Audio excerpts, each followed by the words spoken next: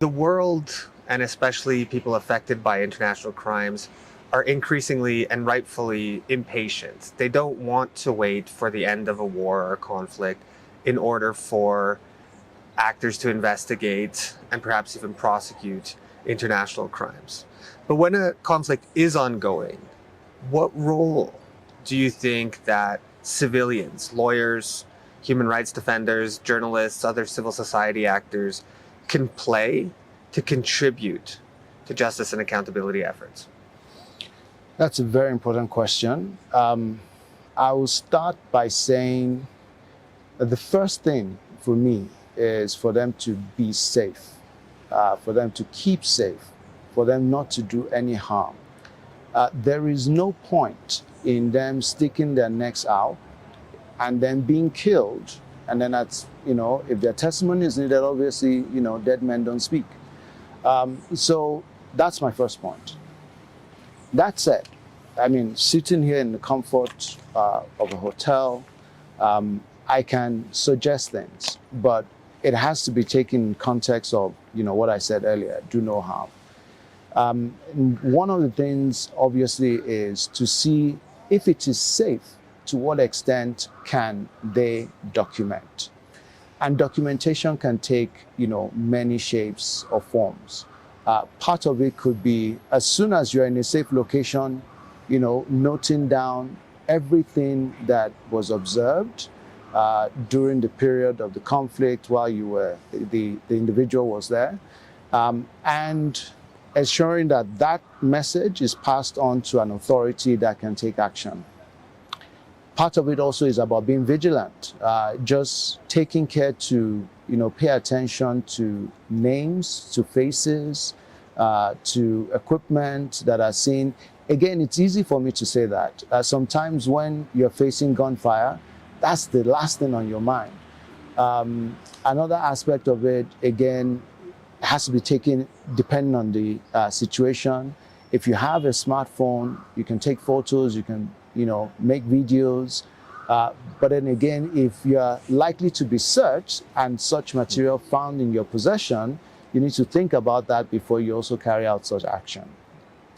So overall, what I think is, I hope we don't have to face this, but one thing that may help is constant training. So being prepared for situations like this. If individuals know how they can collect videos or photos and preserve the metadata in a way that can be used in subsequent proceedings, then that's great. It's better because, an international accountability mechanism may come 20 years down the line. But how do you recall something that happened 20 years ago? And so it's important that training and capacity building should form part of what happens even before these conflicts occur. So reading a little bit between the lines of your very thoughtful answers, that from the outside, from these comfortable positions or from 10,000 feet, we can think about accountability efforts and evidence collection that may not always be possible for people on the ground. And in the context of Sudan, there have been reports that people have left their homes or their apartments or whatever it may be, and they see deceased civilians or the remains of soldiers or combatants in the alleyways on the streets. And they've been encouraged by investigators to leave those bodies there because to move the bodies would be to tamper with the evidence or perhaps degrade the evidence. On the other hand, for cultural, religious reasons or basic dignity, many of these people see these remains and want them buried in line with, normal norms and standards of their community, but also just basic dignity and probably also not wanting to exit your apartment and seeing a corpse. Are there ways that we can have conversations with people in those types of contexts that better balances the need to preserve evidence on the one hand, but also not expect them to do what none of us would want to do, which is, for example, leave a body lying on the street? Again, a good question. In peace times, we would normally have the police or law enforcement in the country, and you report the incident, they take care of it. and they address it in accordance with the law in the particular territory or location. In these times of conflict, you don't have that luxury. And one of the things we can talk about as a possible response is to prepare individuals for situations like that. How do you turn an individual like that into a forensic investigator or forensic analyst? How do you document a crime scene in a way that the photo can be used at a later stage, and the individual, to the extent that you can identify or you cannot identify them, you can track them to a particular gravesite where they're eventually buried.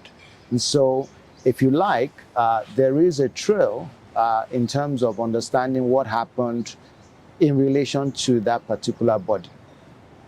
And then, of course, when we talk about how you take the photographs, ensuring that you capture, the entire vicinity in relation to other things that are maybe fixed. Also looking at where the injuries are, if there are gunshots, for example, and then maybe taking it a step further. So if there are mass graves, identifying each particular gravesite of the individuals, tracking them to where they were taken from. It's a lot to ask of individuals, and like I said, training may help, but even with training, this is still, even for professionals, this is still really a huge ask. So one way around it may be for them to utilize maybe humanitarian aid workers who come into the area, ensuring that those individuals are trained also on forensic, not necessarily investigation, but at least, forensic analysis, and can help them to bury their loved ones in ways that is respectful and can give some closure to the incidents that have happened.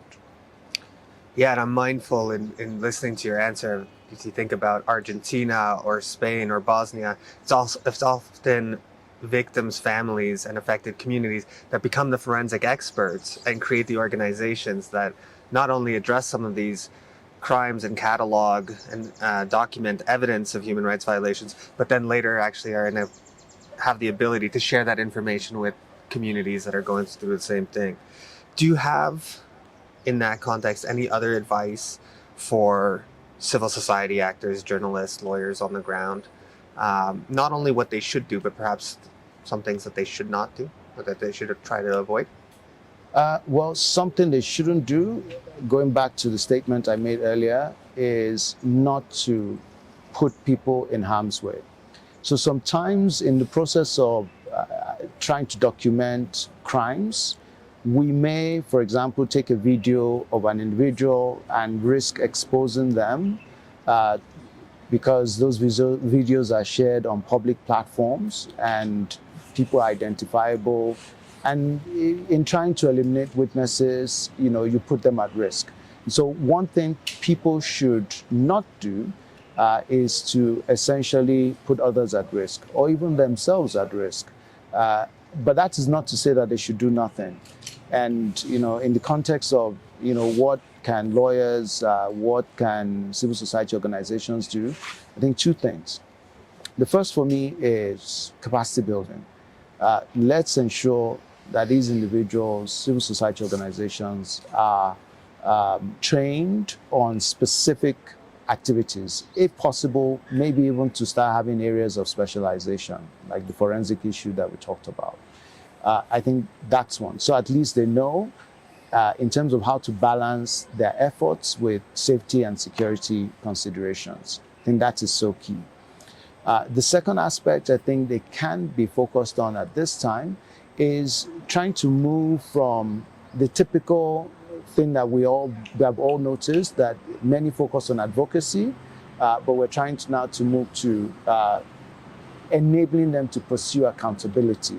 And so understanding how the documentation will be most useful for future accountability purposes, and also identifying the accountability mechanisms that are most viable, and using the advocacy as a tool to urge them or to push them to take on those cases so that there can be, justice for victims. I say this with no exaggeration, but your career in international criminal law and justice is admired within the field across the world. And I wanted to ask, is there one particular moment or something that you could share in that illustrious career of yours that you are particularly proud of, or that made you say, yes, we really got this one. We got this one right. So thank you for that, for those kind words. So what I'm going to talk about is not an award, it's not an appointment. It was a moment after a witness interview in a previous role. And so the interview took about 3 days. And after the read back, so the witness, we read back the statement to the witness, he then started crying. And I was a bit concerned because I thought I had re-traumatized him. And so I asked the question that, to find out if it was okay. And he said that those were tears of joy. They were not, tears of trauma. And he further said that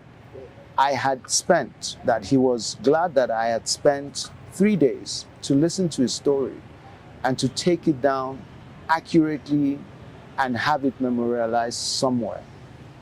And he knows that the next step, which is the accountability mechanism and bringing the perpetrators to justice, may never happen.